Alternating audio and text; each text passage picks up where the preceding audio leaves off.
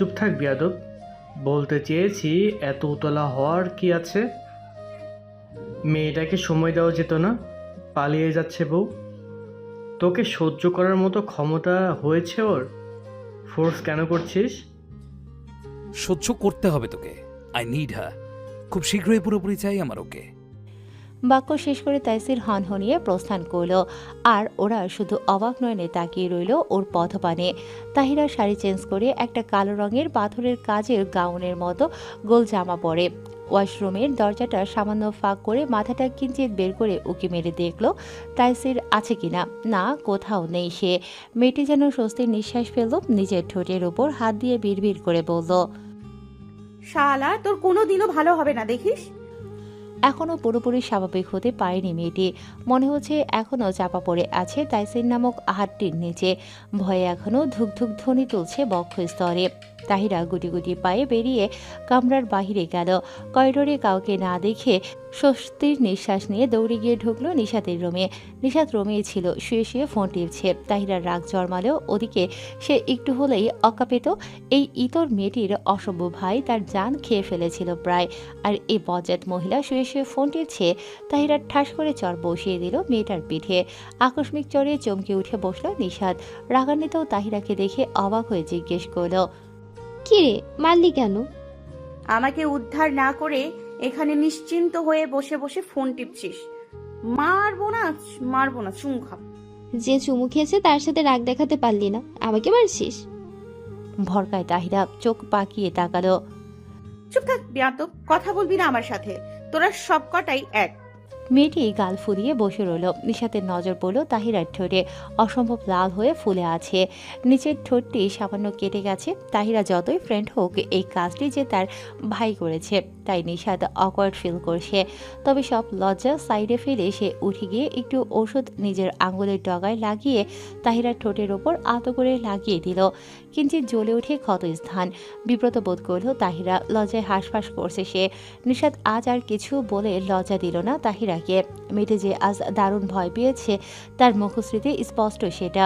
তাহিরা উঠে দাঁড়ালো। নিজের কলেজ ইউনিফর্ম ব্যাগে ভরে হিজাব করে বাসায় যাওয়ার জন্য রেডি হতে লাগলো। নিশাত বাধা দিয়ে বলল, এখনই চলে যাবি? আজ থেকে যা না। তাহিরা হিজাব ঠিকঠাক করতে করতে বলল, কেন, তোর কিউট জামাই কই?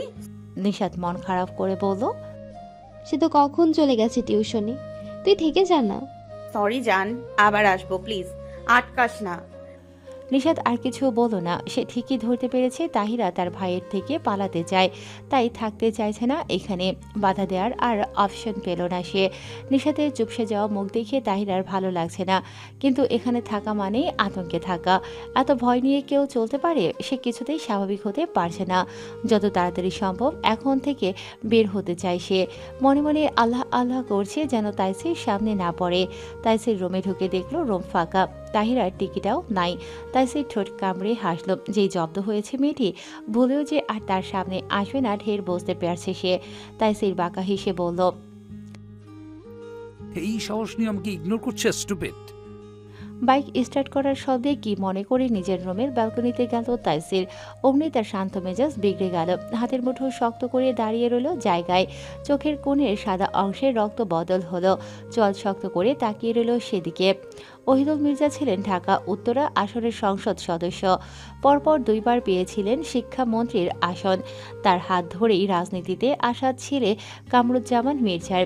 ওহিদুল মির্জা নিজে অর্থ সম্পদ গড়ার পরেও পিতৃসূত্রে পেয়েছিল অনেক সম্পদ। 3 নাতিকে দিয়েছেন 3টি ফ্ল্যাট। ছোট ছেলে নেহাল মির্জার ঘরে ছেলে সন্তান না থাকায় 2 মেয়ের জন্য রেখেছেন পর্যাপ্ত ব্যালেন্স। ঘড়ির কাঁটায় এখন সময় সন্ধ্যা 7টা। যারা দাঁড়িয়ে তাজিনের ফ্ল্যাটের সামনে। রূপার থেকে খবর নিয়ে জেনেছে তাজিন এই সময়ে এখানে রয়েছে।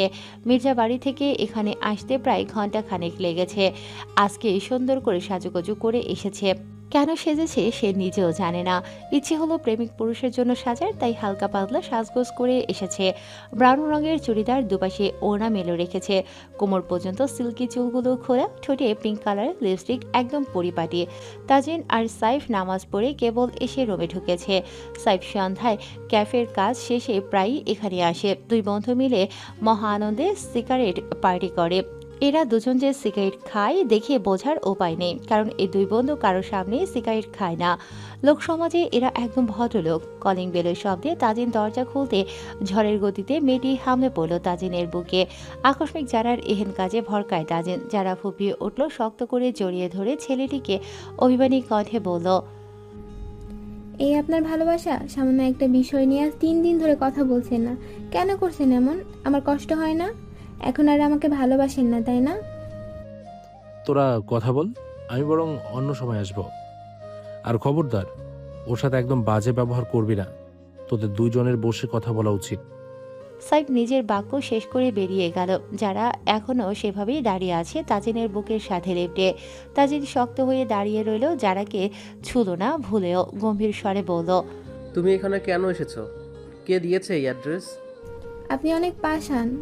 আমাকে ভালোবাসতে বাধ্য করে এখন মুখ ফিরিয়ে নিচ্ছেন, কেন করছেন এমন? তাজিন বিরক্ত হয়ে বলল। আগে আমাকে ছাড়ো, তারপর বলো কি বলবে। যারা সত্যিই ছেড়ে দিল। তাজিন গিয়ে বসলো সোফায়। যারা এখনও সেভাবেই দাঁড়িয়ে রইল জায়গায়। তাজিন ভারী গলায় বলল, কাম হিয়ার। যারা ধীর পায়ে এগিয়ে গেল তাজিনের কাছে। ছেলেটির সামনে গিয়ে কাচুমাচু করে দাঁড়িয়ে রইল। তাজিন তীক্ষ্ণ নজরে তাকিয়ে রইল কয়েক পল। এখন বলো, কার সাথে আর কিসের জন্য এত দূর এসেছো? প্রবলেম কি? যারা আমতা আমতা করে বলল, একা একা এসেছি। ওয়াই? যারা ছলছল চোখে চাইল ছেলেটির গম্ভীর মুখপানে। ভেঙুর গলায় বলল, সামান্য একটা বিষয় নিয়ে কেন এমন করছেন? কোনটা তোমার কাছে সামান্য মনে হলো? যারা এই কথার উত্তর দিতে পারল না। তাজিন উঠে দাঁড়ালো, তার কণ্ঠস্বর একদম শান্ত। আপনি ভুল বুঝছেন না, আপনি ছাড়া কেউ নেই আমার জীবনে। তাজিনের কথা কেড়ে নিয়ে তড়িঘড়ি করে বলল যারা। আবার মিথ্যা কথা বলছো তুমি? আমি নিজের চোখে দেখলাম, এখন বলবে সেটাও মিথ্যে? না, আপনি দেখেছেন সত্যি, কিন্তু তার সাথে আমার কোনো ধরনের সম্পর্ক নেই, সত্যি বলছি। তাজিন বিরক্ত হয়ে তিরিক্ষি মেজাজে ধমক দিল। একের পর এক মিথ্যা কথা বলেই যাচ্ছ, যেটা আমি সহ্য করতে পারছি না। বাজে ব্যবহার করতে বাধ্য করো না যারা, চলে যাও তুমি। যারা কেঁপে উঠল। ফের কেঁদে ফেলল মেয়েটি। মেয়েটির কান্না তাজিনের রাগ মোমের মতো গলিয়ে দিল অচিরেই। এই মেয়েটা নিজের চোখের পানি যেন তার বক্ষ পিঞ্জরে পীড়াদায়ক যন্ত্রণা সৃষ্টি করে। সহ্য করতে পারে না সে। তাজিন যারাকে টেনে নিজের বক্ষে ঠেসে ধরল। আশকারা পেয়ে যেন কান্নার দাপট বেড়ে গেল মেয়েটির। তাজিন শুধালো, তুমি মিথ্যা বলবে, কষ্ট দিবে, আবার তুমিই কেঁদে কেঁদে কেঁদে ভাসিয়ে দিবে আমাকে দুর্বল করে। তুমিই মিথ্যা বলবে, কষ্ট দিবে, আবার তুমিই কেঁদে কেঁদে ভাসিয়ে দিবে আমাকে দুর্বল করে দিতে ওস্তাদ তুমি। আচ্ছা, আমার ভালোবাসা কি কম পড়ে গিয়েছিল তোমার কাছে? ভার্সিটির একটা সিনিয়র ভাইয়া কিছুদিন ধরে বেশ বিরক্ত করছিল, তার উপর সেই দিন সকলের সামনে প্রপোজ করেছিল। আমি সরাসরি না করার পরেও ফোন দিয়েছে। অনেকগুলো নাম্বার ব্লক করছি, কিন্তু আবার নতুন সিম দিয়ে কল করেছে, নয়তো মেসেজ করে বিরক্ত করেছে। আমি ভেবেছিলাম আপনি রাগ করবেন, সেই ভেবে বলিনি। সরি, প্লিজ এবারের মতো মাফ করে দিন, আর কখনো কিছুই লুকাবো না, প্রমিস। ভাঙা স্বরে বলে থামে যারা। তাজিন থমথমে গলায় জিজ্ঞেস করে, কি নাম তার? কোন ইয়ার? যারা এই ভয়ে বলতে চায়নি। এখন তার বলতে দেরি হলেও তাজিন তার সাঙ্গপাঙ্গ নিয়ে সেই ব্যক্তিকে আহত করতে উঠে পড়ে লাগতে দেরি হবে না। মেয়েটিকে চুপ থাকতে দেখে তাজিন ধমকে ওঠে, নাম কি তার বলছো না কেন, ইডিয়েট? আমার জন্য কারোর ক্ষতি হোক আমি চাই না, প্রয়োজনে আমি সিম কার্ড চেঞ্জ করে নিব, তবু আপনি তার কোনো ক্ষতি করবেন না, প্লিজ। তাজিন চোয়াল শক্ত করল। কার এত বড় সাহস তার কলিজার দিকে নজর দেয়? সে ঠিকই খুঁজে বের করে ছাড়বে সেই রোমিওকে। তারপর পেটের ভেতর সব ভালোবাসা একদম নিগড়ে বের করে ছাড়বে। যারাকে সেই ছেলেটির জন্য রিকোয়েস্ট করতে দেখে মেজাজ খারাপ হলো ছেলেটার। দাঁতে দাঁত চেপে বলল, খুব দরদ দেখছি তার জন্য। থতমত খেলো মেয়েটি হন্তদন্ত গলায় বলে, না না, এমন কিছুই না, আপনি প্লিজ রাগ করবেন না, আসলে আমি এটা নিয়ে কোনো ঝামেলা চাই না।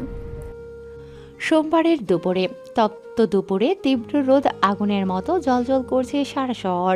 সময় হবে হয়তো 1:30-2টার মতো। কলেজ থেকে কেবল বেরিয়েছে তাহিরা। ব্যাগ হতে শুভ্র রঙের রুমালখানা বের করে মসলো ললাটে মুক্ত দানার ন্যায় চিটচিটে ঘাম। রোদের প্রখরতা যেন দিন দিন বেড়েই চলেছে, আর বাড়বে নাই বা কেন। শীতের মৌসুম বিদায় নিয়ে বসন্ত করা নাড়ছে যে অতি নিকটে। তাহিরার শীতকাল বেশ পছন্দের, সবকিছুই শান্তি খুঁজে পায় সে। গরম সহ্য করতে পারে না বেচারি। কলেজ থেকে বেরিয়ে ছায়াতলে দাঁড়ালো রিস্কার আশায়। নিশাত আদিবা পাশে দাঁড়িয়ে দিয়াকে খেপাচ্ছে। মূলত দিয়াকে আজ একটা ছেলে প্রপোজ করেছিল। প্রপোজে সেই ছেলেটি বলেছিল তার নাকি ব্রেকআপ হয়েছে গতকাল রাতে, তাই সেই মেয়ের চোখের সামনে প্রেম করে দেখিয়ে দিতে চায় সে তার থেকেও কম যায় না। দিয়ার থেকে রেসপন্স না পেয়ে আরও বলেছিল অন্তত সে কোনো নতুন গার্লফ্রেন্ড খুঁজে পাওয়া পর্যন্ত যেন তার সাথে রিলেশনশিপে যায়। দিয়া ছেলেটির এহেন প্রস্তাবে লাথি মেরে ছেলেটার কান বরাবর ঠাটিয়ে মেরেছে এক জ্বর। হ্যাংলা পাতলা ছেলেটির থাপ্পড় খেয়ে লেজ গুটিয়ে পালিয়েছে তৎক্ষণাৎ। এখন সেটা নিয়েই ওরা দিয়াকে খেপাচ্ছে। দিয়ার আগে গজগজ করতে করতে তাহিরার উদ্দেশ্যে বলল, তাহু, তুই থামতে বলবি ওদের? আমি কিন্তু এবার ভীষণ রেগে যাচ্ছি। তাহিরা তার ব্যস্ত নয়নে সড়কের এদিক সেদিক ঘুরিয়ে রিস্কা খুঁজতে খুঁজতে বলল, আমি নিজেই তো কথা বলতেই ভুলে গেছি দোস্ত। তোর লাভারের ইউনিক প্রপোজ দেখে বাপের জন্মেও কাউকে এমন প্রেম নিবেদন করতে দেখি নাই বোন। তাহিরার কথায় নিশাত আদিবা আর এক দফা হেসে ফেলল। দিয়া ওদের দিকে কটমট করে তাকিয়ে রইল। আশ্চর্য, তাকে কেন খোঁচাচ্ছে এরা? সে কি সেই বেয়াদব ছেলেটিকে বলেছে তাকে প্রেম নিবেদন করতে? দিয়া বিড়বিড় করে সেই ছেলেটিকে বকতে থাকে। তাহিরার নজরে পড়ল এক অনাকাঙ্ক্ষিত মুখ। থমকায় তাহিরা। লোকটার সাথে এত তাড়াতাড়ি দেখা হবে ভাবতে পারেনি মেয়েটি। তাহিরা পলকহীন চোখে তাকিয়ে রইল কিয়ৎক্ষণ। এই তো কিছু দূরেই অতি পরিচিত একটি মুখ। আগের থেকে অনেকটাই শুকিয়ে গেছে বোধ হয়। কেমন নিষ্প্রাণ মুখশ্রী। অপলক দৃষ্টিতে তাকিয়ে আছে তার দিকে, যেই দৃষ্টিতে নেই কোনো প্রাণ। তাহিরা নিজেকে অপরাধী মনে হচ্ছে। তার মনে হচ্ছে তার জন্যই হাস্যোজ্জ্বল সুদর্শন সুপুরুষটির আজ এই হাল। তীব্র অপরাধ বোধে মাথা নিচু করে ফেলল তাহিরা। ওকে দৃষ্টি লুকাতে দেখে হাসে রাফি। নিষ্প্রাণ সেই হাসি। এক পা দুপা করে এগিয়ে এলো তাহিরার দিকে। দূরত্ব নিয়ে দাঁড়ালো সে। মুচকি হেসে বলল, কেমন আছো তাহিরা? তাহিরা মাথা উঁচিয়ে চাইল রাফির দিকে। তার সব বুলি গলায় দলা পাকিয়ে গেছে, কণ্ঠস্বর কাঁপছে। তাহিরা বলতে চাইল কিছু, তবে কোনো উচ্চারণেই কণ্ঠনালী ভেদ করতে পারছে না কোনোভাবেই। রাফি ফের বলে ওঠে, কথা বলবে না আমার সাথে? জি ভালো। থেমে থেমে বলল তাহিরা। চোখের সামনে ভালোবাসার পুরুষটির চোখে অন্য নারীর জন্য হাহাকার দেখে আদিবার বক্ষ পিঞ্জরে অদ্ভুত পীড়াদায়ক তোলপাড় শুরু হয়েছে। সে পলকহীন দৃষ্টিতে তাকিয়ে রইল একান্ত পুরুষটির পানে। এই অনুভূতি শুধু তার একান্ত ব্যক্তিগত, তাই এই না পাওয়া না বলার কষ্ট তাকে একাই শ্রবণ করতে হবে। দুই তরুণী অনলে পড়ছে ভিন্ন অনুভূতিতে দুজনেই। একজন অপরাধবোধে ভুগছে, অন্যজন নিজের গভীর অনুভূতি নিয়ে সাঁতরাচ্ছে। বাকিদের অবস্থাও বিস্ময়কর। ওদের হতভম্ব মুখ দেখে রাফি ফের হাসে।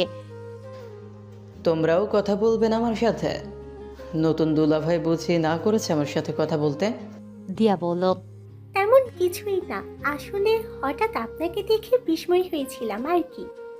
তাহিরা রিনিরে স্বরে বলল, আপনি না মানে আপনার তো কোর্স শেষ করতে এখনো 5 মাসের মতো লাগবে, তাহলে এত তাড়াতাড়ি? হ্যাঁ, আসতেই হলো। নিশাত নিজের হতভম্ব মুখশ্রী সামনে জিজ্ঞেস করল, আপনি ঠিক আছেন ভাইয়া?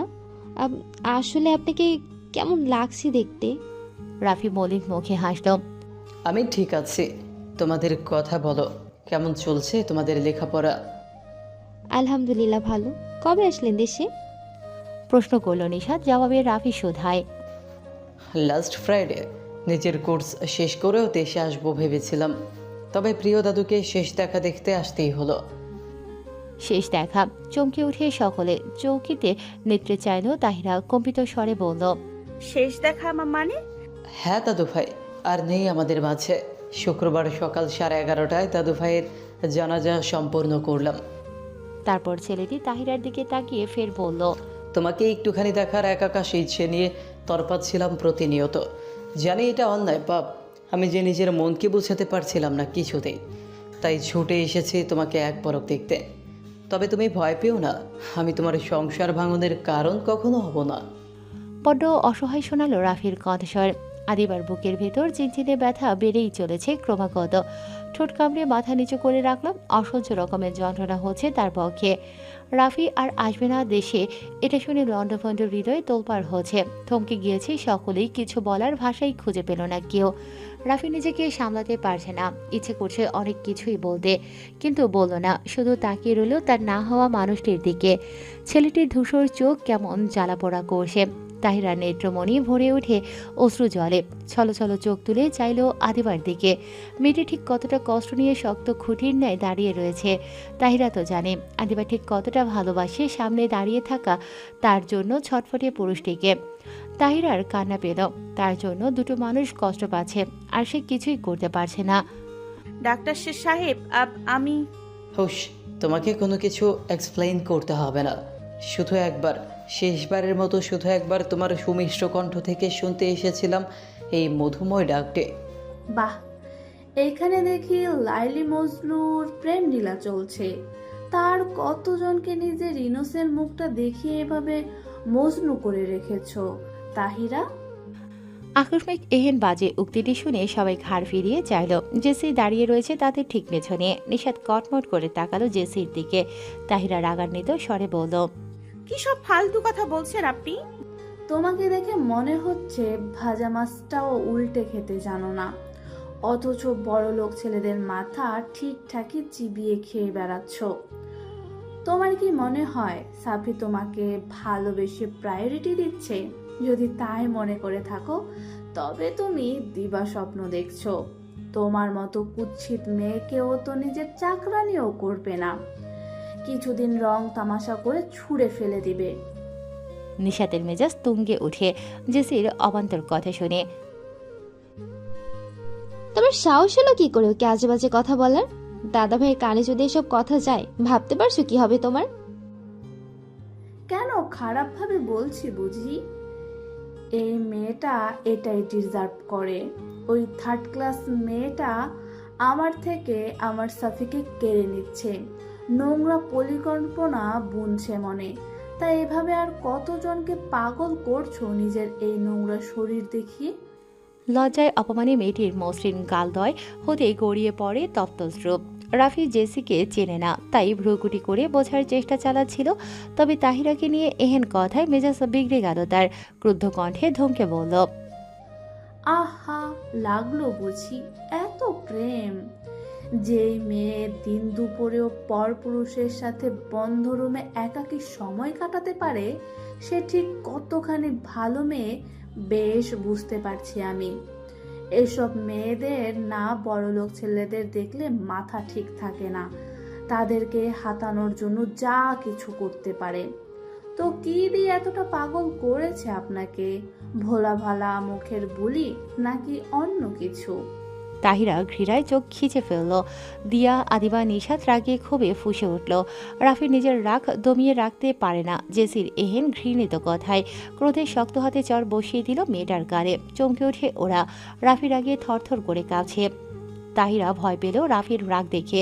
বাকিদের অবস্থা একই। একটি অপরিচিত ছেলের হাতে চর খেলে তেলে বেগুনে জ্বলে উঠল জেসি। তার সমস্ত রাগ ভর করল তাহিরার ওপরে। রাগে ক্ষোভে তাহিরাকে গায়ের জোরে ধাক্কা দিল ছুটে আসা গাড়ির দিকে। আকস্মিক ধাক্কায় পিছঢালা রাস্তায় ছিটকে পড়ল মেয়েটি। হঠাৎ আক্রমণে প্রস্তুত ছিল না তাহিরা। ফলশ্রুতিতে বেশ ব্যথা পেল সে। কালো রঙের মার্সিডিস গাড়িটি সঙ্গে সঙ্গে থেমে গেল তাহিরার সামনে। একটুর জন্য চাপা পড়েনি তাহিরা। গাড়ি হতে বেরিয়ে আসে তাইসির, যাকে দেখেই ফুপিয়ে উঠল মেয়েটি। তাইসিরের মুখ বিবর দেখিয়ে ভয় পেল ওরা। ফর্সা মুখটা রক্তিম বর্ণ ধারণ করেছে অস্বাভাবিকভাবে। চোখের কোণে সাদা অংশের রং পাল্টে লাল রং ধারণ করেছে। সে তাহিরাকে ধরল না। গাড়ি হতে নেমে এগিয়ে গেল জেসির দিকে। এই মুহূর্তে এখানে তাইসিরকে আশা করেনি জেসি। তাইসিরকে দেখে ভয়ে ভয়ে পিছিয়ে গেল সে। তাইসিরের পেছন পেছন ছুটে যায় আহসান। তাইসির বড় বড় পা ফেলে জেসির সামনে দাঁড়ালো। হাতের শিশিটির ছিপিটা খুলে ভেতরে তরলটি ঢেলে দিল জেসির ফর্সা মসৃণ হাতে। জেসির গগন কাঁপিয়ে চিৎকারে ভারী হয়ে উঠল আকাশ পাতাল। চমকে ওঠে বাকিরা। আশেপাশে মানুষ জড়ো হয়ে গেছে জেসির চিৎকারে। জেসির হাতের অবস্থা করুণ, মাংস গলে গলে পড়ছে। তাহিরা ভয়ে থরথর করে কেঁপে উঠল। ভীত চোখে তাকিয়ে রইল সেদিকেই। তাইসির হিংস্র চোখে তাকায় জেসির দিকে। যন্ত্রণায় কাতরাচ্ছে জেসি। সে ক্রুদ্ধ কণ্ঠে বলল, ওয়ার্নিং দিয়েছি, শুনলি না, উল্টো আঘাত করলি আমার হাটে। তোর কলিজা খুব বড় হয়ে গেছে বুঝলি? হাতটা খুব চলছে তোর, তাই না? তাও আমার জানে হাত বাড়ালি। ছোট্ট একটা শাস্তি দিলাম, পরের বার ওর দিকে চোখ দিলে পুরো শরীরটাই ঝলসে দেব। মাইন্ডেড। তাইসিরকে নিজের দিকে এগিয়ে আসতে দেখে তাহিরা তড়িঘড়ি করে উঠে দাঁড়াতে চাইল, তবে তার ডান পাটি নাড়াতে পারছে না। আতঙ্কিত নয়নে চাইল মেয়েটি। তাইসিরকে ভীষণ ভয় পাচ্ছে সে এই মুহূর্তে। তাইসির পরোয়া করল না সেই দৃষ্টির। মেয়েটির কাছে এসে ঝুঁকে তার বলিষ্ঠ হাতে কোলে তুলে নিয়ে গাড়িতে বসিয়ে দিল। তারপর হুইল ঘুরিয়ে সা করে চলে গেল পদকের মধ্যে। জাস্ট 2 মিনিট এত বড় একটি কাণ্ড ঘটে গেল। দিয়ারা এখনো ঘোরের মধ্যে আটকে আছে। গাড়িটি চলে গেছে অনেকক্ষণ। রাফিরা এখনো বিস্ফোরিত নেত্রে তাকিয়ে রইল শূন্য রোডে। তাইসিরের 2জন বডিগার্ড জেসিকে হসপিটালে নিয়ে গেল তৎক্ষণাৎ। নিশাদ ভীত স্বরে বলল, দাদা ভাই, এটা কি করলো আহসান ভাই? আহসান দীর্ঘশ্বাস ছাড়ল। জেসি মেয়েটা একটু বেশি উঠছিল। এই শাস্তি প্রাপ্য ছিল তার। ভয় পেও না, স্যার সামলে নিবে সব। আর এটা জেসির পাওনা ছিল, তার অপরাধের তুলনায় কম শাস্তি দিয়েছে স্যার। এখন তোমরা আমার সাথে আসো, আমি পৌঁছে দিই। ভালো থাকবেন, নিজের খেয়াল রাখবেন। আসি। কম্পিত গলায় বলল আদিবা। নিশাদরা বিদায় নিয়ে চলে গেল আহসানের সাথে। রাফি শূন্য চোখে তাকিয়ে রইল ওদের প্রস্থান পানে। স্যার, মিস্টার টনি দেখা করতে চাইছেন আপনার সাথে। পার্সোনাল সেক্রেটারি মাহবুব আলমের কথায় মাথা উঁচিয়ে চাইল কামরুজ্জামান মির্জা। টনি হচ্ছে কামরুজ্জামান মির্জার কাছের একজন বন্ধু, নিউ ইয়র্ক বাড়ি করে বসবাস করছে। কোনো বার্তা ছাড়া হঠাৎ টনি তার অফিসে এসেছে শুনে অবাক হলো সে। সামনে কিছু পেপারস দেখা যাচ্ছে, যেগুলো এতক্ষণ ধরে খুব মনোযোগ সহকারে দেখছিল ভদ্রলোক। ফের মনোযোগ দিল পেপারে, গম্ভীর স্বরে বলল, ভেতর আসতে বলো আর নাস্তা পানির ব্যবস্থা করে পাঠাও। Okay sir. মাহবুব সালাম ঠুকিয়ে চলে গেল। কিছুক্ষণ পর কক্ষে প্রবেশ করলো একটি মধ্যবয়স্ক পুরুষ। তাকে দেখে উঠে দাঁড়ালো কামরুজ্জামান মির্জা। হাস্যোজ্জ্বল মুখশ্রীতে হাত মেলালো টনির সাথে। অবাক হয়ে জিজ্ঞেস করলো, কবে আসলে দেশে? গত রাতে। চেয়েছিলাম লাস্ট ইয়ারে আসবো, মেয়ের জেদের জন্য আসতেই হলো। আচ্ছা, ভালোই করেছিস। নিজের মাতৃভূমিতে তো মাঝে মাঝে আসা উচিত। আপনজন যে এখানেই রয়েছে। তা ঠিক বলেছিস দোস্ত, আসতে ইচ্ছা করলেও আসা হয় না। ব্যবসা বাণিজ্য নিয়ে এত ব্যস্ত, আসার সময় আর কই হলো বল। যাই হোক, আগামীকাল রাতে আবার ব্যাক করব আমেরিকায়। তোর সাথে জরুরি কিছু কথা বলতে চাই। এখন কি ফ্রি আছিস তো? কামরুজ্জামান মির্জা আশ্চর্য হলো, অবাক হয়ে শুধালো, এত তাড়া নিয়ে আসলি যে? ভাবিও এসেছে নাকি দেশে? আমাদের বাড়ি যাবি না? মিস্টার টনি বললেন, হ্যাঁ সে তো আছে, তারা নিয়ে আসার কারণ আছে বটে। মায়ের শরীর ইদানিং ভালো যাচ্ছে না, তাই তাকে নিজের সাথে নিয়ে যাব। হ্যাঁ, দেখে এসেছি সেদিন। আচ্ছা বল, কি বলতে চেয়েছিলি? ততক্ষণে একজন কর্মচারী যুবক চা, নাস্তা, ফল ফুল নিয়ে আসে। টনি চায়ের কাপে চুমুক দিয়ে বলল, আমার মেয়েকে তো দেখেছিস, যখন যা চেয়েছে তাই দিয়েছি। বড্ড আদরের মেয়ে আমার। তোর ছেলে সাহেবকে নিজের জীবনসঙ্গী হিসাবে বেছে নিতে চায়। আমি তোর কাছে তোর ছেলেকে চাই আমার মেয়ের জন্য। এই বিষয়ে তোর মতামত কি? মিস্টার টনির প্রস্তাবে চিন্তিত হলো কামরুজ্জামান মির্জা। শুধালো, ছেলেরা এখন বড় হয়েছে, তাদের পছন্দ অপছন্দ মতামত নিয়ে প্রয়োজনীয়তা আছে আগে। তার সাথে এই বিষয়ে আলাপ না করে আমি কিছুই বলতে পারবো না দোস্ত। তুই তো তাকে চিনিস, তার উপর সিদ্ধান্ত চাপিয়ে দেওয়ার সাধ্য আমাদের কারণ নেই। তার সিদ্ধান্তই আমাদের সিদ্ধান্ত। মিস্টার টনি উঠে দাঁড়ায়, ব্যস্ত গলায় বলল, জলদি জানাবি বুঝলি? আচ্ছা, বিকালে আসছি মির্জা বাড়িতে আঙ্কেলকে দেখতে। এই বিষয়ে তোর সাথে আলাদা আলোচনা করতেই এখানে আসা।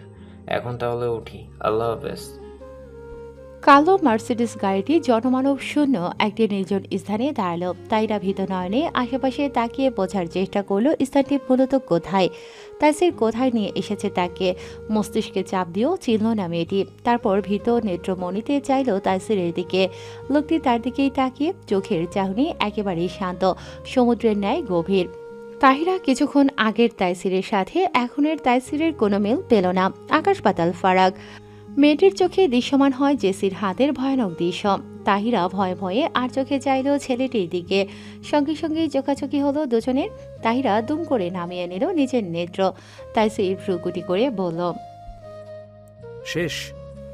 এহেন অর্ধপ্রেক্ষিত বাণীতে ললাটিয়ে ভাঁজ পড়ে মেয়েটির। প্রশ্ন চোখে তাকিয়ে রইল তাইসিরের দিকে। জি। লুকিয়ে চুকিয়ে দেখা শেষ, তাহলে এদিকে আসো।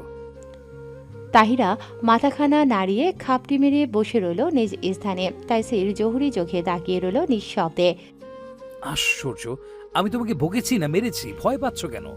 তাহিরা মনে মনে ভাবল, তাই তো, সে কেন ভয় পাচ্ছে? তবে ভাবতে গিয়েও ভয় পেল মেয়েটি। ওকে চুপ করে বসে থাকতে দেখে ধমকে ওঠে তাইসির। অবাধ্য হওয়া একদম পছন্দ নয় আমার। আর প্রবলেম কি তোমার? চমকে দেয় তাহিরা, কাঁপা কাঁপা গলায় বলল, ভয় লাগছে আপনাকে। জেসির হাত।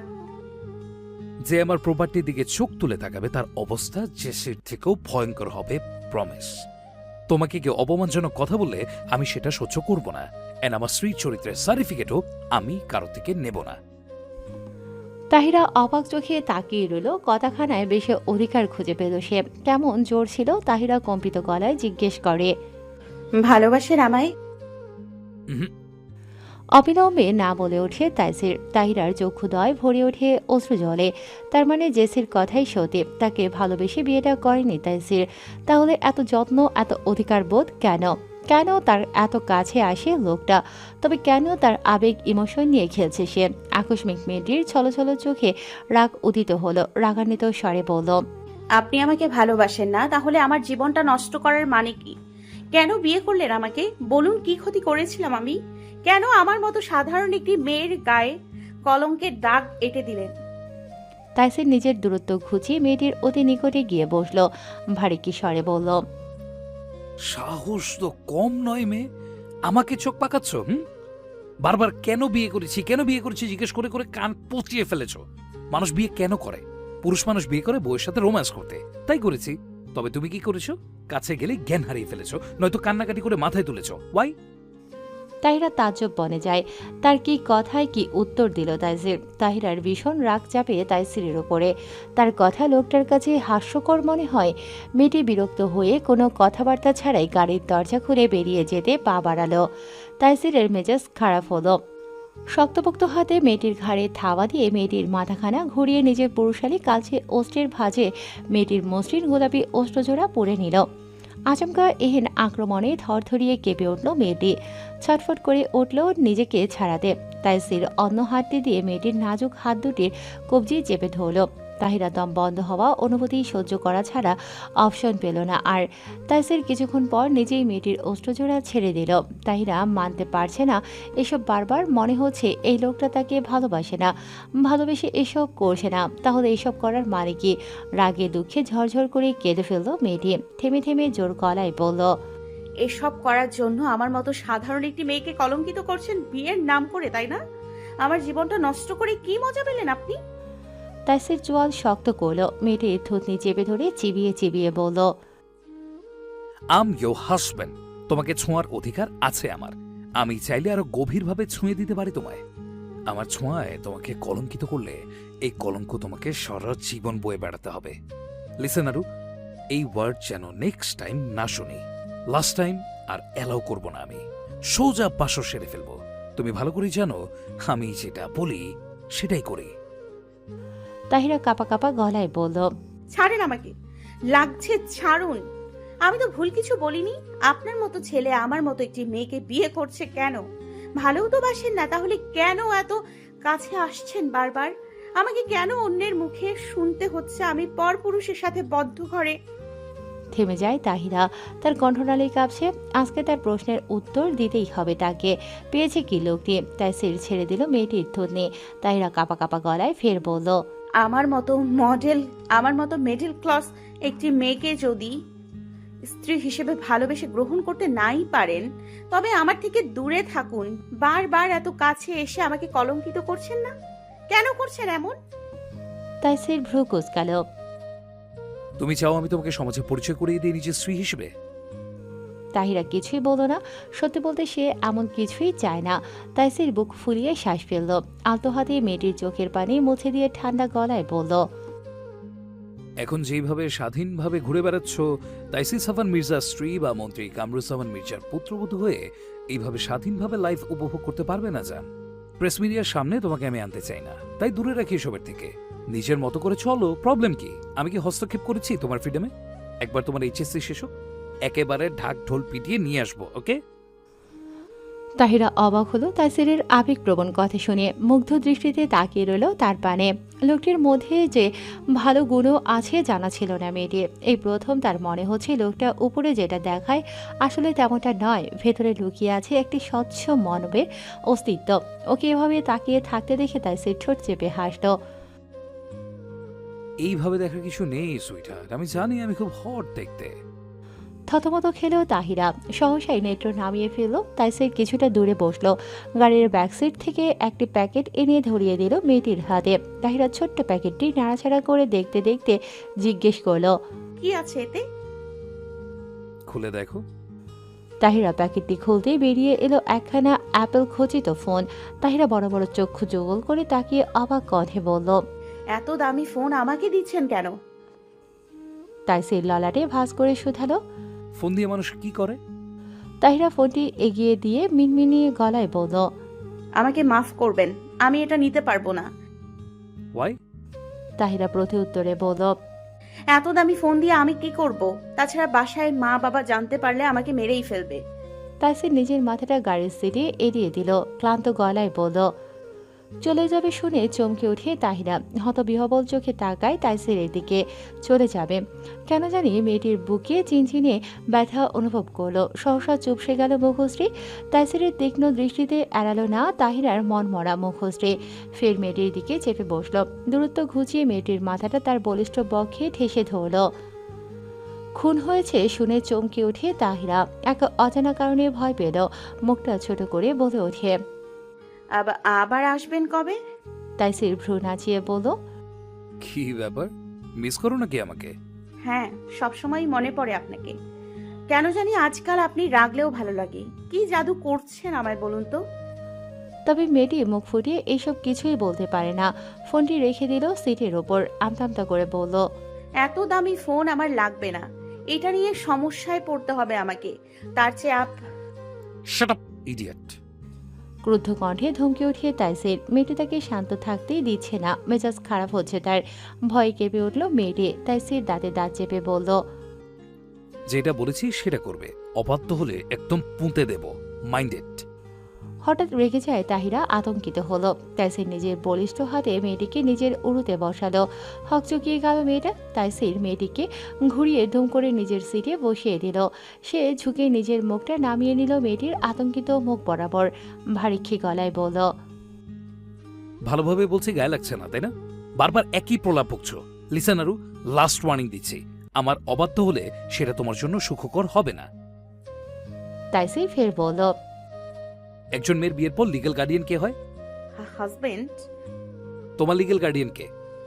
আপনি। রাইট, এখন থেকে তুমি সেটাই করবে যেটা আমি বলবো, ক্লিয়ার? তাইসিরকে এতটা কাছে দেখে অস্বস্তিতে নুয়ে পড়ল তাহিরা। তীর তীর করে কাছে তার অষ্টযুগল, চোখ খিচে হাঁসফাঁস করছে আর মোচড়ামুচড়ি করেছে। তাইসিরের কথায় ঘন ঘন মাথা নাড়িয়ে বোঝালো সে বুঝেছে। তাইসিরের ধূসর নেত্র আটকে গেল মেয়েটির কম্পিত অস্ত্রে। মানুষ বলে যদি কেউ একবার এই স্বাদ পায় বারবার পেতে চাইবে। তাদের থেকে তাইসিরও ব্যতিক্রম নয়। সে ঘোর লাগা চোখে তাকিয়ে হাসকি স্বরে বলে ওঠে, গুড, এবার চুপচাপ স্ত্রীর দায়িত্ব পালন করো। যদি বিরক্তকর কন্নাকাটি শুরু করো না, তবে এখানেই ফেলে রেখে চলে যাব, প্রমিস। তাহিরা ছোট ছোট চোখে তাকিয়ে বোঝার চেষ্টা করল তাইসিরের কথার মানে। চোখ খুলতেই একজোড়া উষ্ণ ছোঁয়া আবিষ্কার করে নিজের অস্ত্রে ফের চোখ খিচে ফেলল মেয়েটি। অধৈর্য তাইসির তার শক্ত কালচে অস্ত্রের সংঘর্ষে ক্ষতবিক্ষত করে দিচ্ছে মেয়েটির অস্ত্রযুগল। সূক্ষ্ম ব্যথায় কুকিয়ে উঠল তাহিরা। শিরশিরে অনুভূতিতে খামচে ধরে গাড়িতে সিট। আদিবার বাসা যেহেতু ওদের বাসার থেকে উল্টো দিকে, তাই সে রিস্কায় চড়ে চলে গেছে। মেয়েটিকে উপরে শক্ত দেখালেও ভেতরে ভেতরে ভেঙে পড়েছে সে। আর এটা নিশাদ ভালো করেই বুঝতে পারছে। নিশাদ আর দিয়া বসেছে গাড়ির পেছনের সিটে, আহসান ড্রাইভ করছে। নিশাদ মন খারাপ করে বাহিরে তাকিয়ে রয়েছে। সকাল থেকে কতবার ফোন করলো সাইফকে, একটি বারও রিসিভ করলো না। তারপর আবার তাড়াহুড়ো করে কলেজে আসায় ভুল করে ফোনটি ফেলে এসেছে বাসায়। লোকটি নিশ্চয়ই পরে ফোন দিয়েছে। আবার তাহিরার সাথে ঘটে যাওয়ার ঘটনা, আদিবার বোবা আর্তনাদ, রাফির কষ্ট, সব মিলিয়ে আজকের অনুভূতিটাই বাজে। মেয়েটি যখন বাহিরের দৃশ্য দেখতে দেখতে নিজের আকাশ পাতাল ভাবনায় মশগুল, ঠিক তখনই চোখ পড়ে ফুটপাতে সাইফের দিকে। নিশাত তড়িঘড়ি করে মাথাখানা গাড়ির জানালা গলিয়ে বের করে ভালোভাবে লক্ষ্য করল। হাতে ডক্টরি পরীক্ষার ফাইল কানে চেপে ফোন ফুটপাতে একটি সাইডে দাঁড়িয়ে রয়েছে সাইফ। নিশাত আরও খেয়াল করলো সাইফের পেছনে একটি প্রাইভেট ক্লিনিক। সহসাই মেয়েটির বুকটা ছ্যাদ করে ওঠে। সে হন্তদন্ত গলায় চেঁচিয়ে উঠল, আহসান ভাই, জলদি গাড়ি থামান। আকস্মিক চিৎকারে চমকে ওঠে আহসান। দ্রুত গাড়িটি এক সাইডে দাঁড় করালো সে। ব্যস্ত গলায় বলল, কি হয়েছে নিশাত? Any problem? নিশাত গাড়ি থেকে নামতে নামতে ব্যস্ত গলায় উত্তর দিল, আপনি চলে যান ভাইয়া, আমার একটি আর্জেন্ট কাজ আছে এখানে। এখানে এখন কি কাজ তোর? বলে ওঠে দিয়া। নিশাত শুধালো, আছে, তুই চলে যা আহসান ভাইয়ার সাথে। আহসান চিন্তিত স্বরে বলে, কি বলছো? ফিরবে কার সাথে? আমি তোমাকে রেখে যাব কার ভরসায়? স্যার জানতে পারলে আমার চাকরি থাকবে না। আপনি চিন্তা করবেন না, পৃথিবীর সবচেয়ে ভরসাযোগ্য স্থানে থাকবো আমি, আপনি চলে যান। আহসান চিন্তিত হতে পারল না। দিয়া যেন বুঝল কিছু। আমি আসি তোর সাথে। আসবি? আয় তাহলে। দিয়া আহসানকে ভরসা দিয়ে বলল, আপনি নিশ্চিন্তে চলে যান, আমি আছি ওর সাথে। দিয়া নিশাতে চলল উল্টো দিকে। গাড়িটি তখন থামতে থামতে অনেকটা দূরে চলে এসেছে। আহসান কিছুক্ষণ তাকিয়ে থেকে চলে গেল। সাইফ এখনো দাঁড়িয়ে রয়েছে, যেন কারো অপেক্ষায় আছে সে। নিশাত গিয়ে দাঁড়ালো পাশে, চিন্তিত স্বরে বলল, কার রিপোর্ট এটা? কাকে নিতে এসেছেন এখানে? মা আশা ঠিক আছে? এই মুহূর্তে নিশাতকে এখানে আশা করেনি। সাইফ অবাক হয়ে ফিরতি প্রশ্ন করল, তুমি এখানে? বাসায় যাওনি এখনো? কলেজ শেষ হয়েছে তো অনেকক্ষণ। কোথায় ছিলে তুমি? ওই একটু কাজ ছিল, যাবার পথে দাঁড়িয়ে থাকতে দেখে আসলাম। কার জন্য দাঁড়িয়ে আছেন? কে অসুস্থ? মাকে নিয়ে এসেছি। কি কি হয়েছে? কখন এনেছেন এখানে? শেষ রাতে মা অসুস্থ হয়ে পড়েছিল, সকাল সকালই নিয়ে এসেছি। তাজিন আসছে, ওর জন্যই অপেক্ষা করছি। রাতে অসুস্থ হয়ে পড়েছে, অথচ সে শুনলও না। নিশাত থমথমে গলায় বলল, কত নম্বর ওয়ার্ডে? সাইফের ফোন চাপলো তাজিনের নাম্বারে। তাজিন ফোন করে বলেছে সে এসে রিপোর্টগুলো দেখবে। সাইফ হাতের ফাইলটি নিশাতের দিকে এগিয়ে দিয়ে বলল, 209 নম্বর কক্ষ। তুমি যাবে, এটা নিয়ে যাও, আমি আসছি।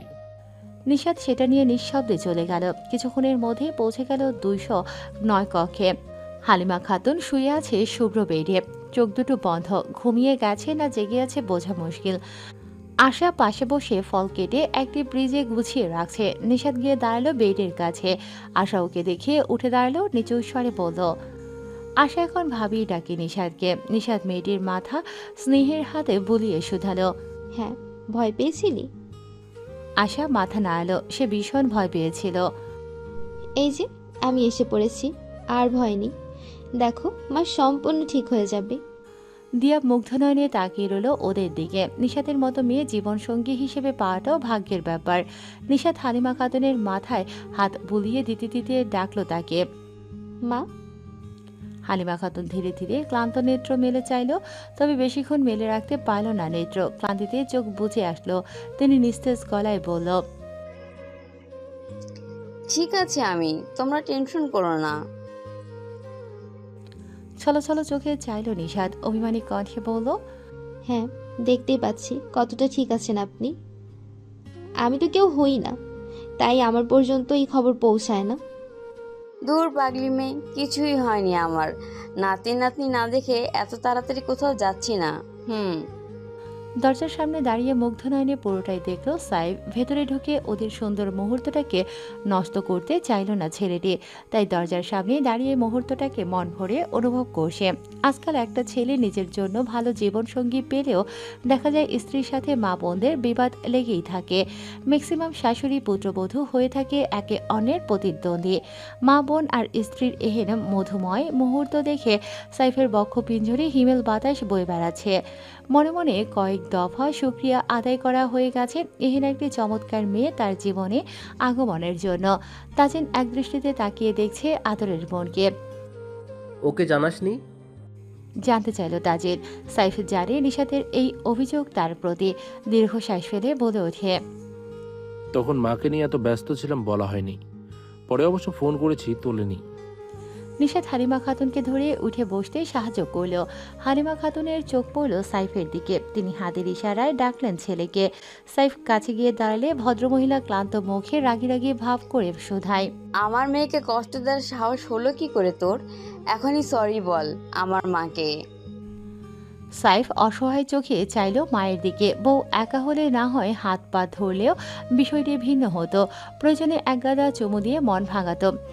এতগুলো লোকের মধ্যে এখন বউয়ের কাছে মাপ চাইবে, তাও আবার কোনো অপরাধ না করেই। হালিমা খাতুন চোখ গরম করে চাইল। সাইফ অসহায় মুখবিবর করে আওড়াল। সরি। নিশাত ভেঙচি কেটে মুখ ফিরিয়ে নিল। তাজিন বন্ধুর নাজেহাল অবস্থা দেখে ঠোঁট টিপে হাসে। সাইফ কটমট করে তাকালো তাজিনের দিকে। নিশাত বলল, দাদা ভাই দিয়াকে একটু এগিয়ে দিয়ে আসো, নিশ্চয়ই টেনশন করছে আন্টি, আমি একটু এখানে থাকি। দিয়া বিদায় নিয়ে চলে গেল তাজিনের সাথে। হালিমা খাতুন আশাকে বলল, আমার হাতটা ধরো আশা, ওয়াশরুমে যাব। আমি ধরে নিয়ে যাচ্ছি, চলুন। নিশাতের কথায় হালিমা খাতুন সঙ্গে সঙ্গে নাকচ করে বলল, তুমি বসো, আমি পারবো, ও একটু ধরলেই হবে। তিনি আশাকে নিয়ে চলে গেল। নিশাত ভুলেও তাকালো না সাইফের দিকে। মুখ ফিরিয়ে বসে রয়েছে। কথা বলবেন আমার সাথে? নিশাত সেভাবে বসে রইল। তার রাগ হচ্ছে রাতে মা অসুস্থ হয়েছে, সে কেন শুনবে না? সে অধিকার রাখে না এটা শোনার? সাইফ বুক ফুলিয়ে শ্বাস ফেলল। হাঁটু গেড়ে বসলো মেয়েটির পায়ের কাছে। মেয়েটির উড়ুতে নিজের মাথাটা এলিয়ে দিল নিঃশব্দে। কেঁপে ওঠে নিশাত। এই মা ছাড়া যে দুকুলে আমার কেউ নেই। ভোর রাতে মায়ের প্রেশার বেড়ে খিঁচুনি উঠলে আমি ভীষণ ভয় পেয়ে গিয়েছিলাম।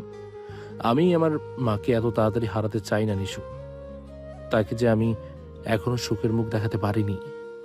যেই মা না খেয়ে না পড়ে এত কষ্ট করে আমাকে মানুষ করেছে, সেই মাকে এত কষ্টে প্রতিনিয়ত একটু একটু করে শেষ হতে দেখে মস্তিষ্কের কার্যক্ষমতা হারিয়ে ফেলেছি ক্রমশই। ফোন খোঁজা বা তোমাকে বলা হয়ে ওঠেনি তখন। স্বামীর অসহায় মুখবিবর করুণ সুরের এহেন বাক্যে নিশাতের বুকটা ভারী হয়ে ওঠে। মেয়েটির চোখের কোণের অশ্রু জল দুফোঁটা অশ্রু গড়িয়ে পড়ে। সেও চায় শাশুড়ি নামক মা আরও অনেক বছর তাদের সাথে বেঁচে থাকুক। নিশাত হাত রাখলো ছেলেটির চুলের ভাঁজে। সাইফ মাথা তুলে নিশাতের হাতের পিঠে ওষ্ঠ ছোঁয়ালো। সরি জান, আর কখনো এমন করব না। কথা বলো জান, তোমার নীরবতায় কষ্ট দিচ্ছে আমাকে। নিশাত গাল ফুলিয়ে শ্বাস ফেলল।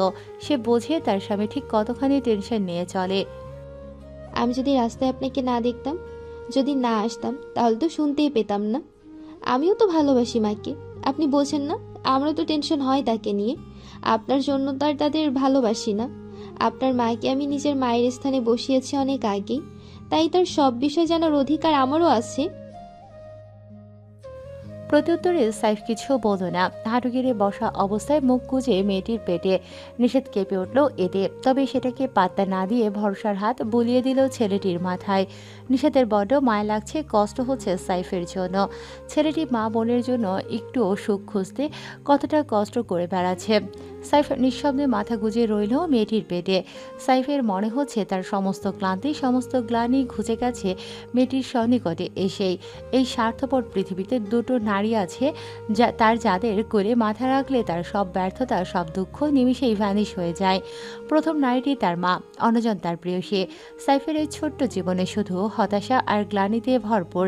তাজিন কক্ষে প্রবেশ করতে গিয়েও বিব্রত বোধ করল। সাইফ যতই বন্ধু হোক না কেন, বোনটা যে তার, তাই এসব দেখা বিব্রতকর ছাড়া কিছুই নয় তার জন্য। এজন্যই বন্ধুর সাথে বোনকে বিয়ে দিতে নেই। চোখের সামনে তাদের লুতুপুতু প্রেম দেখেও মজা লোটা যায় না।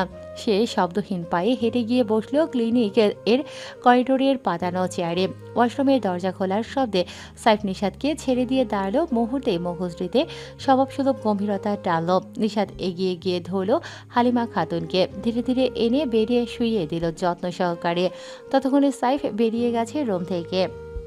নিশাতের কানে কানে ফিসফিস করে বলল আশা। নিশাত ছোট ছোট চোখে তাকিয়ে বলে ওঠে, তোমাকে বাসে না বুঝি? আশা গাল ফোলালো। আগের মতোই ফিসফিস করে বলল। বিষম খেলো নিশাত। তারপর দুষ্টুমি করে বলল, তোমাকেও বিয়ে দিয়ে দিই, তাহলে তোমার বড় এত ভালোবাসা দেবে। লজ্জা পেল আশা। বিয়ে সম্পর্কে তেমন কিছু না বুঝলেও অনেক কিছুই বোঝে সে। ওকে লজ্জা পেতে দেখে ঠোঁট টিপে হাসে নিশাত। এত লজ্জা পেলে চলবে? বিয়ে করবে না? আদর চাই না তোমার? লজ্জামাখা কণ্ঠে বলল আশা। নিশাত হেসে ফেলল আশার মুখের ভঙ্গিমা দেখে। এত রাগ কেন করছেন? বললাম তো বিকালেই চলে আসবো। আজকে 3 দিন হয়েছে যারা সিলেটে মামা বাড়ি এসেছে পরিবারের সাথে। মামাতো বোনের বিয়ে উপলক্ষে কাল বউ নিয়ে গেছে, আগামীকাল বউ ভাত। পাগল লোকটিকে এখন কে বোঝাবে? বোনের বিয়েতে এসে হুট করে সে চলে যেতে পারে। এখানের লোকজন কি বলবে? এসেছে সপরিবারে, এখন তাদের রেখে বিয়ের মাঝপথে একাই চলে গেলে খারাপ দেখাবে না? যারা কথা ঘুরিয়ে শুধায়। ইস, তাহলে আমি আসবই না। এখানে একটা স্মার্ট সুদর্শন ছেলেদেরকে বিয়ে করে থেকে যাব। ক্রুদ্ধ কণ্ঠে ধমকে ওঠে তাজিন। চমকানো যারা। ছেলেটি হঠাৎ করে এত রেগে গেল কেন বুঝল না মেয়েটা। কাদো কাদো মুখও বিবর করল সে। চাইলেও ভালো করতে হয়ে গেল খারাপ। কোন দিকে শান্তি নেই তার। এই ইতর লোকটির প্যারায় সকালে মাকে বলেছিল তার ভার্সিটিতে জরুরি ক্লাস আছে, তাকে যেতে হবে। তখন কোথা থেকে বড় মামি এসেই দিয়েছে এক রামধমক। এখন এই কথা বললে তো তার রক্ষে থাকবে না। মেয়েটির কল্পনা জল্পনার মধ্যে অপর প্রান্ত থেকে তার কর্ণে ভেসে আসে এক গম্ভীর সুর। যারা মিনমিন করে বলল, আই এম সরি, আপনি অযথা চিন্তা করছেন। আমি সবসময় আপনার সাথেই থাকছি, কোনো সমস্যা হবে না। আজকে যাওয়ার কথা বলেছিলাম, ছাড়ছে না তারা। কালকে বউ ভাত, পরশু চলে আসবো, প্রমিস। যারার এহেন কথায় মেজাজ খারাপ হলো ছেলেটার। মিথ্যেবাদী মেয়েটি এখন বিকেল থেকে এক লাফে পরশু দিনে চলে গেছে। সে দাঁতে দাঁত পিষল, চিবিয়ে চিবিয়ে বলল, কি বাকিটা বলার আগেই টু টু করে ফোনের লাইনটা কেটে গেল। যারা হতভম্বে ন্যায় দাঁড়িয়ে রইল। থাকুক না কিছুদিন, কেন শুধু শুধু বকছিস? তাজিনের এমনিতেই মেজাজ বিগড়ে আছে, সাইফের কথায় সেটা দ্বিগুণ হলো। সে কটমট করে বলল, নিজে তো বউ ছাড়া 1 ঘন্টাও থাকতে পারিস না, আবার অন্যকে জ্ঞান দিতে আসছিস, ইডিয়েট। সাইফ চোখ দুটো ছোট ছোট করে আওড়ায়। কেন, আমি কি সারাদিন তোর বোনকে নিয়েই শুয়ে থাকি? চুপ থাকবি আদব। রাতের আধারে যে কারা গেটের পিছনে লুকিয়ে লুকিয়ে দেখা করার নামে বোন দেখে বলতে পারছি না। তুই যে কতটা সাধু জানা আছে আমার। আমি আমার বউয়ের সাথে রোমান্স করব, তোর কি শালা? কে না করেছে তোকে? যা না ভাই, যা গিয়ে গলায় ঝুলে থাক। বিরক্ত হয়ে বলল তাজিন। সাইফ দুষ্টু হেসে ভ্রু নাচিয়ে বলল, কোথাও পোড়া পোড়া গন্ধ পাচ্ছি। আমার রোমান্স করা দেখে কেউ হিংসায় জ্বলছে মনে হচ্ছে। তারপর তাজিনের কাঁধে হাত রেখে ফের বলল, আমি তো তোর বন্ধু, তোর কষ্ট বুঝতে পারছি। থাক ভাই, ধৈর্য ধরে আর কটা দিন একটু কন্ট্রোল কর নিজেকে। খুব শীঘ্রই বিয়ে করিয়ে দেবনি। তারপর রাত দিন রোমান্স করিস, একটু ডিস্টার্ব করবো না, প্রমিস। তাজিন সাইফের হাতটা ঝাড়া মেরে সরিয়ে দিল। ছেলেটির বলিষ্ঠ বুকে পাঁচ মেরে হনহনিয়ে চলে গেল। সাইফ বুক ডলতে ডলতে বিড়বিড় করে আওড়ায়, সত্যি কথার ভাত নেই, আবারও প্রমাণ হলো। নিশতির রাত চারদিকে ঘুটঘুটে অন্ধকার। ব্যস্ত শহর জুড়ে নির্জন নিস্তব্ধতায় ঝিমিয়ে পড়েছে। কোনো কোনো ফ্ল্যাটে এখনও টিমটিমিয়ে জ্বলছে কৃত্রিম আলো। জনমানব শূন্য সড়কে মাঝে মধ্যে দু একটি গাড়ির শব্দ শোনা যাচ্ছে শুধু। ঘড়ির কাঁটা টিকটিক করে জানান দিচ্ছে রাত এখন ঠিক 12টার ঘরে। অন্যান্য দিন রাত 10টার পরে তাহিরার টিকিটাও খুঁজে পাওয়া যায় না। তবে আজকের দৃশ্য পুরোটাই ভিন্ন। বিছানার মাঝখানে গোল হয়ে বসে বড় বড় চক্ষু জোগল করে এক দৃষ্টিতে তাকিয়ে আছে হাতে ব্র্যান্ডেড ফোনটির দিকে। বারবার ডায়ালে ঢুকছে আর বেরোচ্ছে। ফোন দেবে কি দেবে না সেটাই ভাবছে। আচ্ছা, লোকটি রিসিভ করলে সে কি বলবে? এখনো দেশে আছে নাকি চলে গেছে? মনে মনে ভাবছে মেয়েটি। ফোন দিতে সাহস পাচ্ছে না। ঘাড় ঘুরিয়ে ঘড়ির দিকে তাকিয়ে দেখলো সময় 12টা 10 মিনিট। তাহিরার মুখটা চুপসে গেল। এতক্ষণে নিশ্চয়ই চলে গেছে লোকটা। তাহিরা অনুভব করছে তার বক্ষ পিঞ্জর শূন্য শূন্য লাগছে। অভিমানে চোখ ছলছল করে ওঠে। এই তো কিছু ঘন্টা আগে দুজন কতটা কাছে ছিল, কতটা ঘনিষ্ঠ মুহূর্ত কাটালো। তখন কি সুন্দর করে কথা বললো।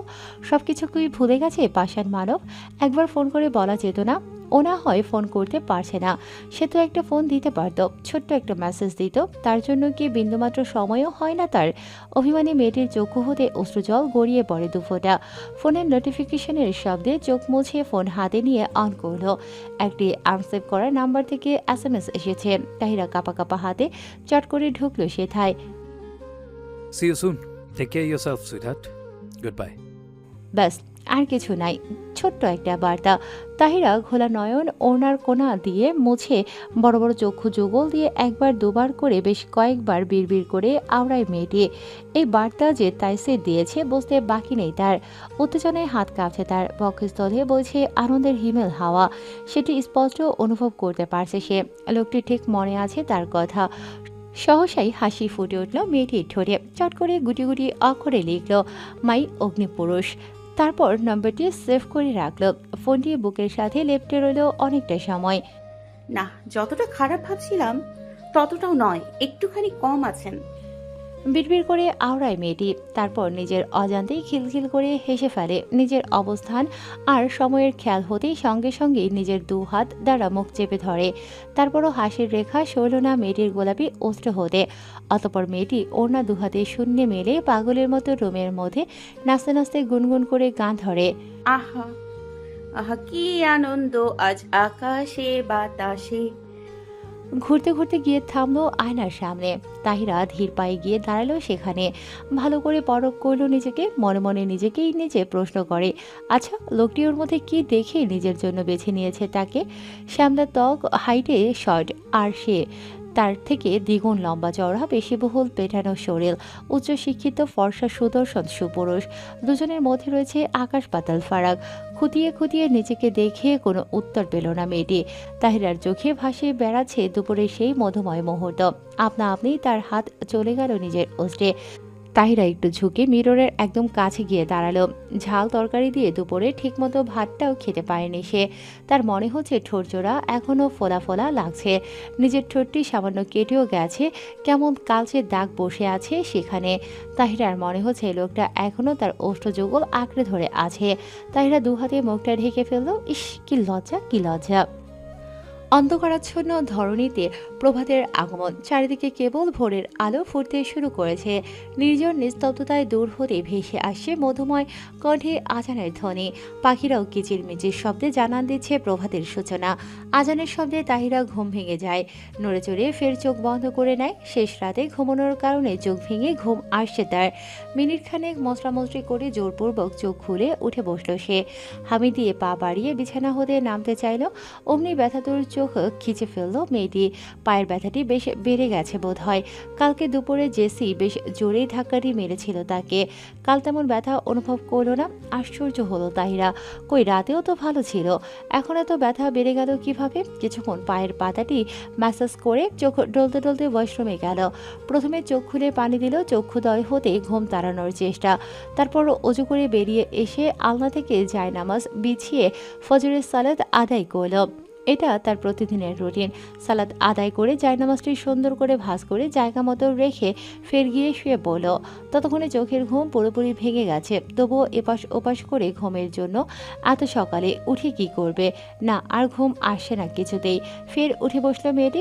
আস্তে ধীরে হেঁটে গিয়ে দাঁড়ালো তার কাঠের তৈরি আলমারির কাছে। সেটা খুলে হাত বাড়িয়ে ডায়েরিটি নিল। সময় সুযোগ পেলেই এটা নিয়ে বসে পড়ে ভালো মন্দ লাগার কিছু মুহূর্ত টুকে রাখে এতে। কাপড়ের ভাঁজ থেকে ডায়েরিটি বের করতে গিয়ে ছোট্ট একটা বক্স পড়ে গেল ফ্লোরে। তাহিরা ঝুঁকে সেটি তুলে হাতে নিল। নাড়াচাড়া করে দেখেই চিড়ে ফেলল। স্মৃতির পাতায় দৃশ্যমান হলো সেদিনের ঘটনা, যেদিন তাহিরা মির্জাবাড়ি থেকে দুপুরেই চলে এসেছিল তাইসিরের থেকে বাঁচতে। মেয়েটি সেদিন নিশাতের থেকে বিদায় নিয়ে সদর দরজা অতিক্রম করেই দেখা হয়ে যায় আহিলের সাথে। তাহিরা তাকে দেখে এগিয়ে গেল তার কাছে রিলিনের স্বরে বলল, কেমন আছেন ভাইয়া? হঠাৎ তাহিরার গলার স্বর শুনে ঘাড় ঘুরিয়ে চাইল আহিল। তার পেছনে হাস্যোজ্জ্বল মুখশ্রীতে দাঁড়িয়ে রয়েছে স্নিগ্ধ এক মায়াবী তরুণী, যাকে কিছুদিন আগেও নিজের ভালো লাগার লিস্টে রেখেছিল। আজ সে তার ভাইয়ের বউ। আহিল দৃষ্টি সরিয়ে ফেলল, বলে ওঠে, আলহামদুলিল্লাহ ভালো। তুমি কেমন আছো? আহিল সম্বোধন নিয়ে দ্বিধাদ্বন্দ্বে ভুগছে। তাহিরা সেটা বুঝতে পেরে মুচকি হেসে শুধালো, সেটাই, আগে যা ডেকেছেন সেটাই রাখুন না। কেন, কোনো সমস্যা নাই, আরো বরং আমি কমফোর্ট ফিল করবো তাতেই। তারপর গাল ফুলিয়ে ফের বলল, আপনি আর আগের মতো কথা বলেন না আমার সাথে কেন? আমি কি কোনো ভুল করেছি ভাইয়া? কোনো কারণে রেগে আছেন আমার উপরে? ধুর না বোকামি, আমি কেন রাগ করবো তোমার উপরে? এমনিতেই ব্যস্ত থাকি আর কি। সময় হয়ে ওকে আড্ডা বাজি করার। কোথাও যাচ্ছ? ততক্ষণে সেখানে নিশাতও চলে আসে। সেও শাড়ি ছেড়ে সালোয়ার কামিজ জড়িয়েছে। চেঞ্জ করতে একটু দেরি হয়ে গেছে। নিশাত দাঁড়ালো ওদের কাছে। তাহিরা আমতা করে বলল, আসলে হঠাৎ করেই একটা আর্জেন্ট কাজ পড়ে গেছে, তাই বাসায় যাচ্ছি ভাইয়া। আহিল নেত্রমণি হাটের ব্র্যান্ডেড ঘড়ির দিকে দিল। সময় 2:35। তাকালো মেয়েটির দিকে, কপালে ভাঁজ করে শোধালো, এনি প্রবলেম? একটু পর যেতে এই দুপুরবেলায়। আকস্মিক ছেলেটির বাকি কথা আটকে গেল নেত্র পড়লে মেয়েটির লাল বর্ণ অস্ত্রের ওপর, কাটা দাগটির ওপর। চতুরাহিল ধরে ফেলল কিছু। সহসায় নজর সরিয়ে ফেলল সে। বিব্রত বোধ করল দেখে। নিষাদ বলে ওঠে, আর বলো না, বেচারি তার অত্যাচারী স্বামীর থেকে পালাচ্ছে। তুমি কি ওকে একটু দিয়ে আসতে পারবে দাদাই? নিষাদের সোজাসাপটা স্বীকারোক্তিতে লজ্জা পেল তাহিরা। তাহিরা মুখ খুলে বলতে চাইলেও কিছু তার আগেই আহিল বলে ওঠে, তুমি ভিতরে যাও, আমি দিয়ে আসছি। বলে বিশাল গ্যারেজে ঢুকলো আহিল। আজকে আর মার্সিডিজ নিল না, 5টি বাইক সারি বাঁধা রাখা। ওগুলো তারা 3 ভাই কিনেছিল। সবসময় বড় গাড়িতে চড়তে ভালো লাগে না তাদের। আহিল বাইক নিয়ে ওদের সামনে দাঁড়ালো। তাহিরা বলে ওঠে, আপনাকে কষ্ট করে যেতে হবে না ভাইয়া, আমি চলে যেতে পারবো। সে না হয় পারলে আজকে ভাইয়া দিয়ে আসুক। তোমার কি কোনো আপত্তি আছে? তাহিরা তড়িঘড়ি করে দুদিকে মাথা নাড়িয়ে বোঝায় তার আপত্তি নেই কোনো। আহিল হাসলো। বাইক স্টার্ট দিলে তাহিরা আস্তে ধীরে উঠে দূরত্ব বজায় রেখে বসলো। তাহিরা নিশাতের থেকে বিদায় নিলে আহিল বাইক নিয়ে চলে গেল ওদের গন্তব্যে। মির্জাবাড়ির গেটের বাইরে এসে মেন সড়কে নামলো বাইকটি। এই প্রথম আহিলের সাথে বাইকে বসেছে তাহিরা। দূরত্ব নিয়ে বসেছে, তবুও কেমন সংকোচ আর অস্বস্তি বোধ করছে। ভাইয়া ডাকছো, অথচ ভাইয়ের সাথে পাশাপাশি বাইকে বসতেও অকওয়ার্ড ফিল করছো গো? ওয়াই? না ভাইয়া, তেমন কিছু না, আসলে। কথা ঘুরিয়ে শুধালো আহিল, ভয় পাও সাফিকে? ভয় পাবো না বলছেন? এলিয়েন রাক্ষস একটা। আহিল হাসলো। মেয়েটির সরলতায় শুধায়, ভয় পাওয়ার কিছু নেই, ও রাগী, কথা কম বলে ঠিক, তবে খুব ভালো মনে মানুষ। এটা আস্তে আস্তে তুমি ঠিকই বুঝতে পারবে। তুমি নির্ভয়ে ওর সাথে সারাটা জীবন কাটিয়ে দিতে পারবে। তাহিরা অবাক হয়ে বলল, সে ভালো মানুষ, তাহলে খারাপ লোকটি কে শুনি? আপনি জানেন সে আমাকে জোর করে বিয়ে। তাহিরার কথা শেষ করার আগেই আহিল উত্তর দিল, আমি জানি, শুনেছি সাফি তোমাকে কিভাবে বিয়ে করেছে। এখন তুমি বলো, সে যদি জোর না করতো তুমি ওকে কখনো স্বেচ্ছা বিয়ে করতে? তাছাড়া ও কি তোমাকে কখনো আঘাত করেছে? সত্যি তাইসির কখনো আঘাত করেনি, গায়ে হাত তোলেনি ঠিক। তাকে দেখলেই তো ভয়ে জমে যায় তাহিরা। তারপর তো এখন ঠুসঠাস কাছে এসে তার জান নিয়েই টানাটানি শুরু করেছে। তবে এগুলো তো আর বলা যাবে না, তাই তাহিরা ছোট্ট করে বলে, না। ওর কথা শুনে চলো, ওর রাগটি একটু মানিয়ে নিই, ইনশাল্লাহ সারা জীবন ভালো থাকবে, সুখী হবে। একটু রাগে ঠিক, তবে তোমার কোনো ক্ষতিও করবে না, প্রমিস। তাহিরা কিছুই বলল না, শুধু শুনল। ততক্ষণে ওরা বাসার সামনে এসে দাঁড়ালো বাইকটি। তাহিরা নেমে দাঁড়ালো স্বভাবসুলভ হেসে বলল, আসছি ভাইয়া, ভালো থাকবেন। মেয়েটি 2 কদম গেলেই পিছু ডাকলো আহিল।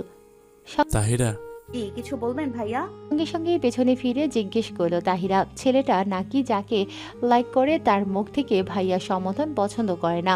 তবে তাহিরার মুখে ভাইয়া ডাকটি নেহাত মন্দ লাগছে না শুনতে। তাহিরা এখনো জিজ্ঞাসু দৃষ্টিতে তাকিয়ে রয়েছে ছেলেটির পানে। আহিল পকেট হাতড়ে একটি ছোট্ট বক্স বের করে দিল তাহিরার দিকে। ক্ষীণ স্বরে বলল, বার্থডে একটা তোমাকে দেবো বলে এনেছিলাম, দেওয়ার সুযোগই হয়নি। দুপুরে দেবো বলে নিয়ে গিয়েছিলাম নিশোর রুমে, তুমি হয়তো সাফির রুমে ছিলে। এই সামান্য গিফট গ্রহণ করলে খুশি হতো। তাহিরা তাকিয়ে রইল। খুব সুন্দর করে ডিজাইন করা ছোট্ট একটা বক্স। নেবে কি নেবে না দ্বিধা দ্বন্দ্বে ভুগছে। আহিল আবার বলল, ভাই ডাকো, আর বাইরে থেকে এই সামান্য উপহারটি গ্রহণ করতে পারছো না? সংকোচ করো না, নাও। ভাইয়ের তরফ থেকে ছোট্ট গিফট নিলে ভাই খুশি হব। তাহিরা আর না করল না, হাত বাড়িয়ে নিল। তারপর মুস্কি হেসে বলল, ধন্যবাদ ভাইয়া আপনাকে, আসি, ভালো থাকবেন। আহিল হাসলো। তারপর বিদায় নিয়ে চলে গেল। তাহিরা কিছুক্ষণ তাকিয়ে দেখে গেটের ভিতর ঢুকে পড়ল। তাহিরার মনে পড়ে ওর বার্থডেতে পাওয়া একটি গিফট ও খুলে দেখা হয়নি। অনেকগুলো গিফট বক্স জমা হয়ে আছে। তাহিরা কৌতূহলী হয়ে বক্সগুলো নিয়ে বিছানায় বসে প্রথমে আহিলের দেয়া বক্সটি আস্তে ধীরে খুলে দেখল। অমনি ভেতর থেকে বেরিয়ে আসলো দুটো ইয়াররিং, একটি আংটি, ভায়োলেট পাথরের অসম্ভব সুন্দর ডিজাইন করা ইয়াররিং, স্বচ্ছ পাথরেরটির হীরের ন্যায় জ্বলজ্বল করছে। তাহিরার চোখ ছানা পড়া। এই তার সামান্য উপহার। একে একে সবগুলো বক্স খুললো, আনবক্স করলো সে। সবগুলো দেখে মেয়েটি স্তব্ধ, বিস্ফোরিত নেত্র বেরিয়ে আসার জোগাড়। বিস্ময় চোখে বড় বড় করে তাকিয়ে রইল সব ব্র্যান্ডের সামগ্রী। কেউ দেখলে মনে করবে ভুল করে দোকানে চলে এসেছে। বিছানায় ভরপুর তাহিরা দেখে শেষ করতে পারছে না এত গিফট। তাহিরা খেয়াল করে এখনো দুটো প্যাকেট যেটা খোলা হয়নি, সে হাত বাড়িয়ে একটি নিল, ব্যস্ত হাতে খুলল। দুটো উপন্যাসের বই, আর একটিতে রয়েছে একটি কালো বেল্টের ঘড়ি। সেটা দেখেই মেয়েটির মুখে হাসি ফুটে উঠল, কারণ এই ঘড়িটি যে তার বাবা দিয়েছে। তাহিরা ঘড়িটি হাতে পড়ে হাত ঘুরিয়ে ঘুরিয়ে দেখলো, বেশ সুন্দর লাগছে ঘড়িটি। মাধ্যমিক বিদ্যালয়ে ক্লাস শুরু হয় সকাল 10টায়। মুমিন শিকদার ক্লাসের আগে 8টায় এক ব্যাচ কোচিং পড়ায় স্কুলের ছাত্রছাত্রীদের, আর এক ব্যাচ পড়ান ছুটির পরে। এখন বাজে 7:35। আজকে একটু দেরি হয়ে গেছে, তাই তাড়াহুড়ো করে বাসা থেকে বের হয়ে ব্যস্ত পায়ে হেঁটে গেটের সামনে দাঁড়ালো। পাশের বাসার একটি বৃদ্ধ লোক এসে বলল,